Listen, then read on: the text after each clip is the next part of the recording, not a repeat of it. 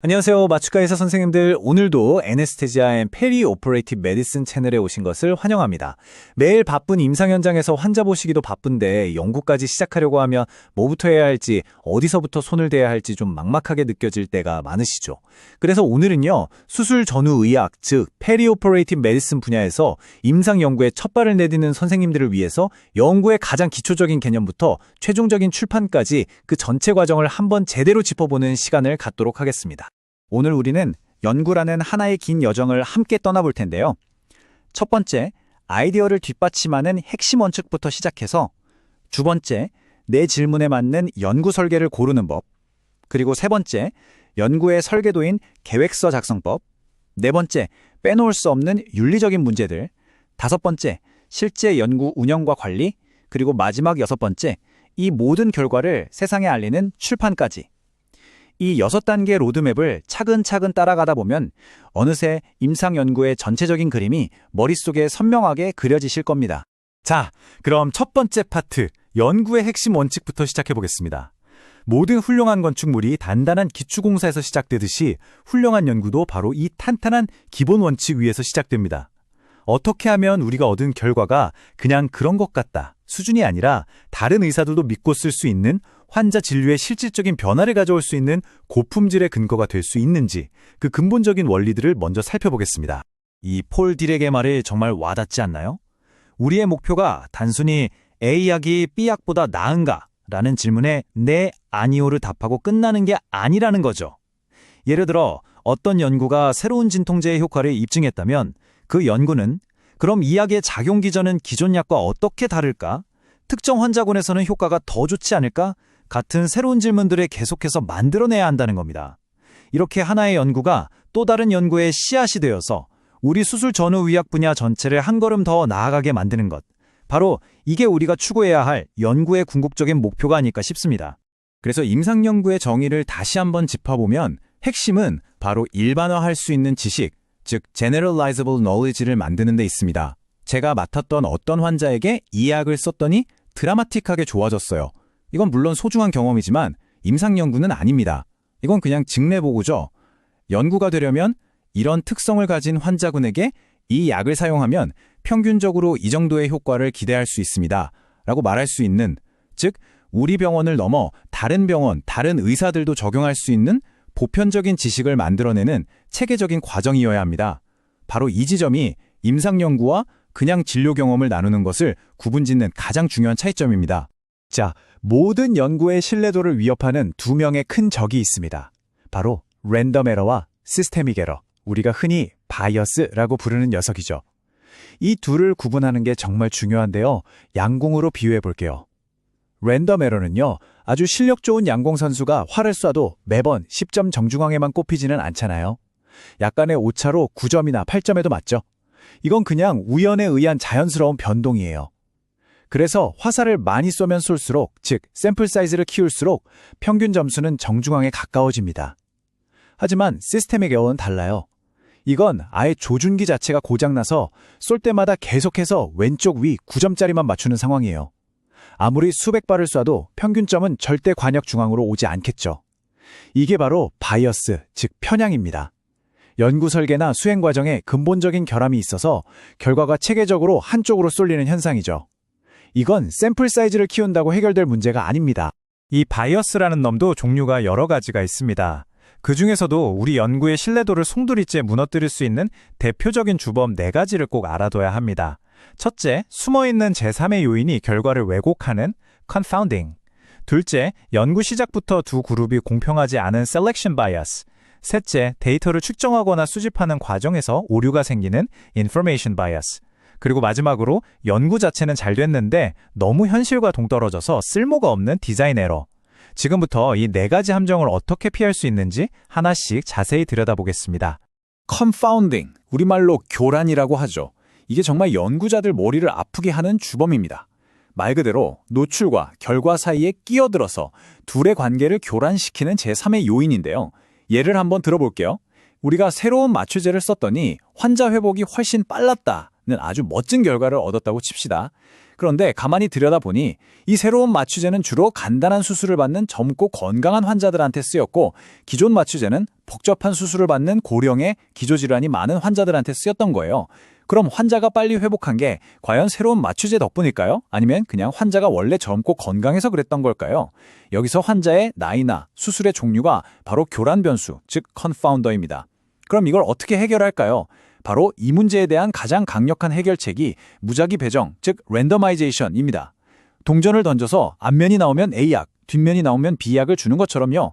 이렇게 하면 우리가 아는 나이나 성별 같은 교란 변수는 물론이고 우리가 미처 생각하지도 못했던 미지의 교란 변수들까지도 양 그룹에 공평하게 섞여 들어가게 됩니다. 비로소 두 그룹을 공정하게 비교할 수 있는 출발선이 만들어지는 거죠. 우리가 논문을 읽을 때마다 마주치는 이 p-value, 대체 이게 뭘까요? 이게 좀 헷갈릴 수 있는데 법정 재판을 한번 떠올려보면 이해하기 쉽습니다. 판사는 무죄 추정의 원칙에 따라 일단 피고인이 무죄라고 가정하고 재판을 시작하죠. 그리고 검사가 제시하는 증거들이 이 사람이 무죄라는 가정과 얼마나 모순되는지를 따져봅니다. p-value도 똑같아요. 우리는 일단 두 약물 사이에는 아무런 효과 차이가 없다는 귀무가설, 즉 null hypothesis가 사실이라고 가정합니다. 그리고 우리 연구에서 관찰된 데이터가 효과가 없다는 이 가정하에서 과연 얼마나 일어나기 힘든 일인지를 확률로 계산한 값, 그게 바로 p-value입니다. 그러니까 p-value가 아주 작다는 건 효과 없음이라는 가정이 사실이라면 거의 일어날 수 없는 극단적인 결과가 나왔다는 뜻이고, 따라서 효과 없음이라는 가정이 틀렸을 가능성이 높다고 결론 내리는 거죠. 그런데 여기서 정말 많은 분들이 오해하시는 부분이 있습니다.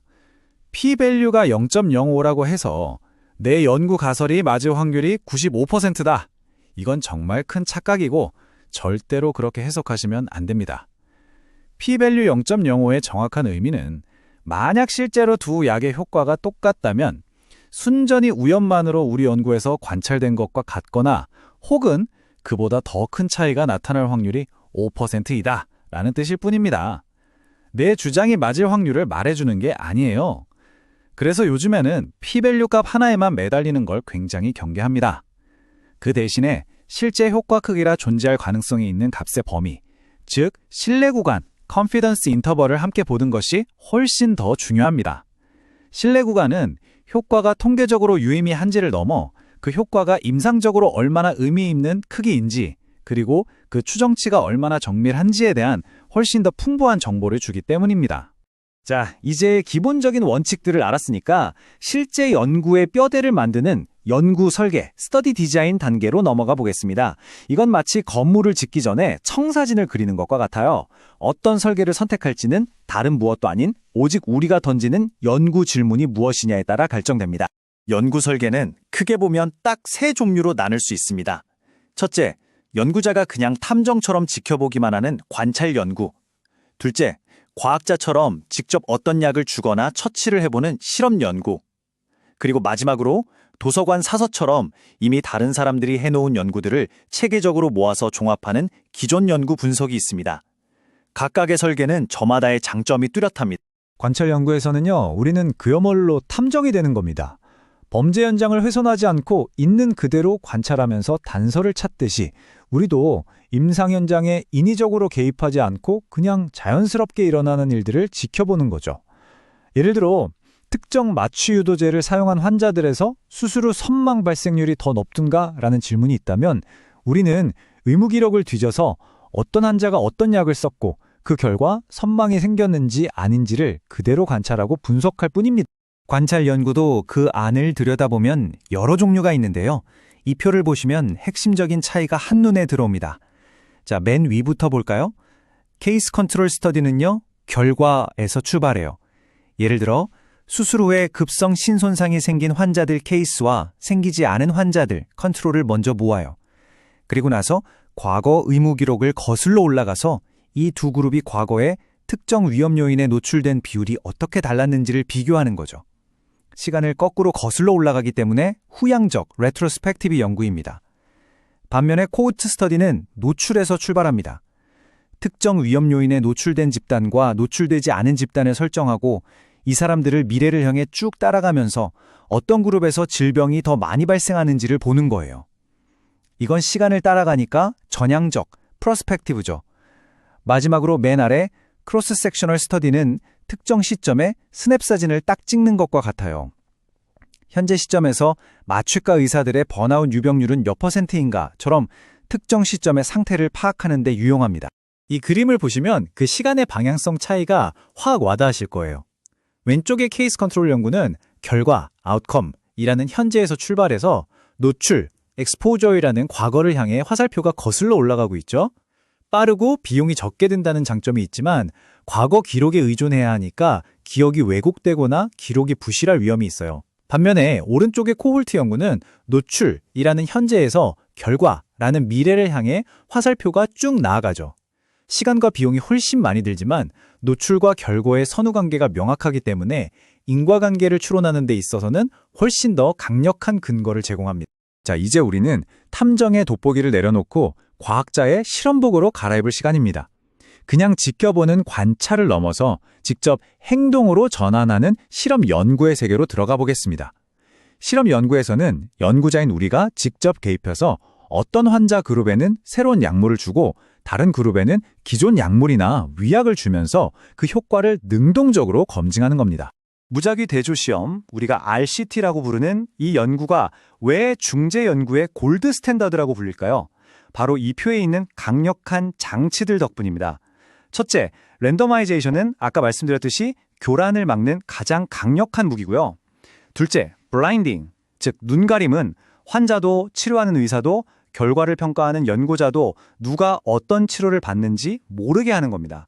왜냐하면 환자가 내가 신약을 먹고 있다고 생각하는 것만으로도 효과가 나타날 수 있기 때문이죠. 셋째, allocation concealment, 배정 은폐라는 건데요. 이건 눈가림과 비슷해 보이지만 약간 다릅니다. 환자를 연구에 등록시키는 그 순간에 연구자가 다음 환자가 A그룹에 갈지 B그룹에 갈지 미리 알 수 없도록 막는 장치예요. 만약 미리 알 수 있다면 연구자가 무의식적으로 상태가 더 좋은 환자를 신약 그룹에 배정하고 싶은 유혹에 빠질 수 있기 때문이죠.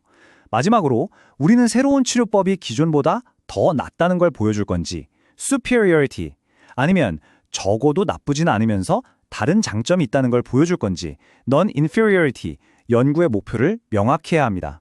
이건 좀 더 재미있고 현실적인 문제에 대한 해결책으로 나온 디자인인데요. 스텝드 웨지 디자인이라고 합니다. 이 그림을 보시면 마치 계단처럼 생겼죠? 모든 병동이나 병원이 처음에는 기존의 방식을 따르다가 파란색, 정해진 시점마다 하나씩 차례대로 새로운 중재, 빨간색을 도입하는 방식입니다. 예를 들어서 새로운 감염관리 프로토콜을 여러 병원에 도입한다고 생각해 보세요. 모든 병원에 동시에 도입하기는 현실적으로 어렵고 그렇다고 일부 병원에는 효과 좋은 프로토콜을 영원히 도입하지 않는 것도 비윤리적일 수 있죠. 이럴 때 각 병원이 순차적으로 새로운 프로토콜을 시작하게 하고 프로토콜 도입 전후의 감염률을 비교하는 것이 바로 이 설계의 핵심입니다. 마지막으로 기존 연구들을 종합하는 메타 분석의 세계입니다. 여기서 우리가 항상 경계해야 할 함정이 바로 출판 편향, 퍼블리케이션 바이어스예요.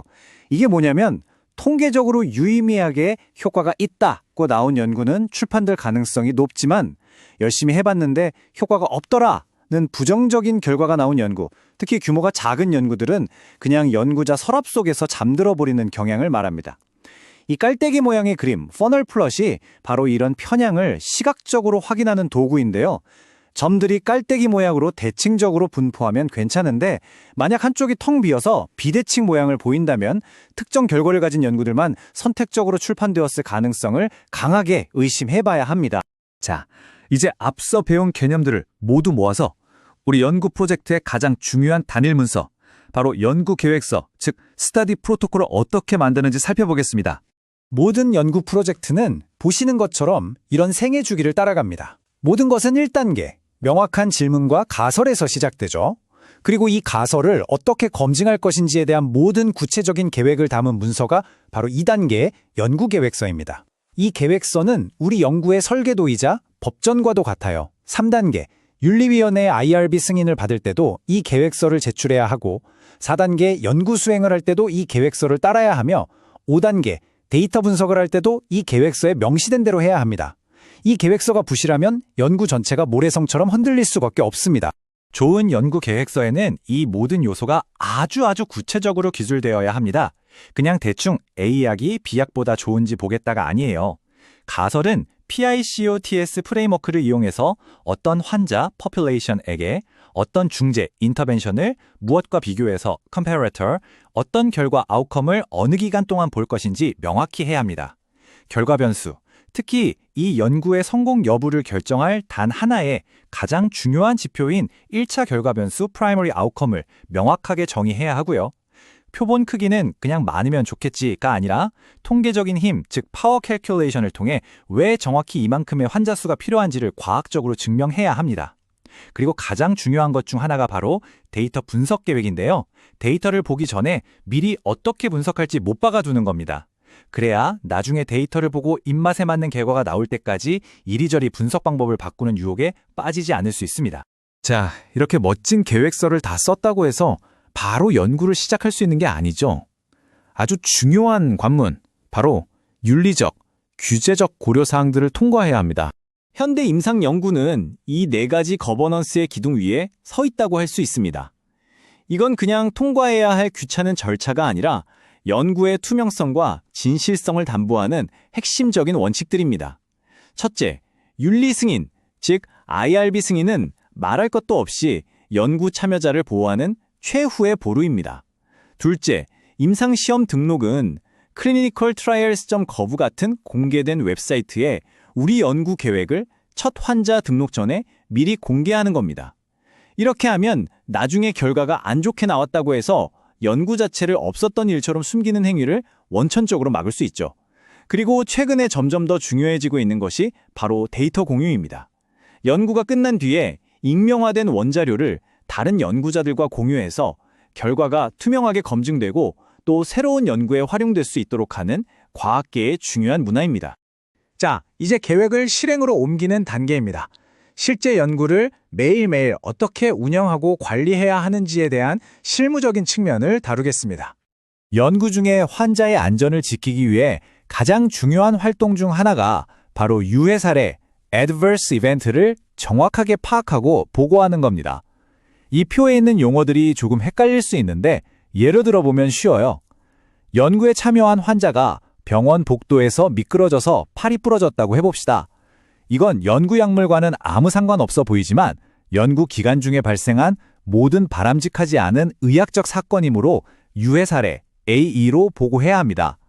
그런데 이 골절 때문에 입원을 하게 됐다면 그건 환자의 상태에 중대한 영향을 미쳤으므로 중대한 유해 사례 SAE가 됩니다. 만약 환자가 연구 약물을 복용한 직후에 심각한 두드러기가 발생했다면 이건 약물과의 인과관계를 합리적으로 의심할 수 있으므로 의심되는 유해 반응, suspected adverse reaction으로 분류해서 신속하게 보고해야 하는 거죠. 성공적인 연구는 훌륭한 아이디어만으로 되는 게 아닙니다. 연구도 결국 하나의 프로젝트 경영이에요. 이 4가지 핵심 영역을 체계적으로 관리하는 능력이 뒷받침되어야 합니다. 첫째, 연구비를 따오고 예산을 효율적으로 집행하는 재정관리. 둘째, 모든 데이터가 증례 기록서, 즉 CRF에 정확하고 빠짐없이 기록되고 안전하게 보관되도록 하는 데이터 관리. 데이터의 퀄리티가 곧 연구의 퀄리티니까요. 셋째, 연구팀을 잘 조율하고 연구에서 가장 어려운 과제 중 하나인 환자 모집과 참여 유지를 책임지는 인적 자원 관리. 그리고 넷째, 연구가 계획대로 잘 진행되는지, 데이터는 믿을 만한지, 환자 안전에 문제는 없는지 독립적인 위원회, DSMB 등을 통해 주기적으로 점검받는 감독 및 감사가 필요합니다. 자, 드디어 길고 긴 여정의 마지막 단계에 도착했습니다. 연구를 성공적으로 마쳤다면 이제 우리가 힘들게 얻은 지식을 세상과 공유해야겠죠? 연구를 잘하는 것만큼이나 그 결과를 잘 알리는 것도 중요합니다. 첫째, 논문을 쓸 때는 그냥 내 마음대로 쓰는 게 아니라 consort, RCT의 경우, STROBE, 관찰 연구의 경우 같은 국제적인 보고 가이드라인을 따라야 합니다. 이건 독자들이 이 연구가 어떻게 수행되었는지를 정확하게 이해하고 평가할 수 있도록 필수 정보들을 빠짐없이 보고하라는 일종의 체크리스트입니다. 둘째, 저자 자격은 연구에 실질적으로 기여한 사람에게만 주어져야 하고 ICMJ라는 국제 기준을 따르는 것이 표준입니다.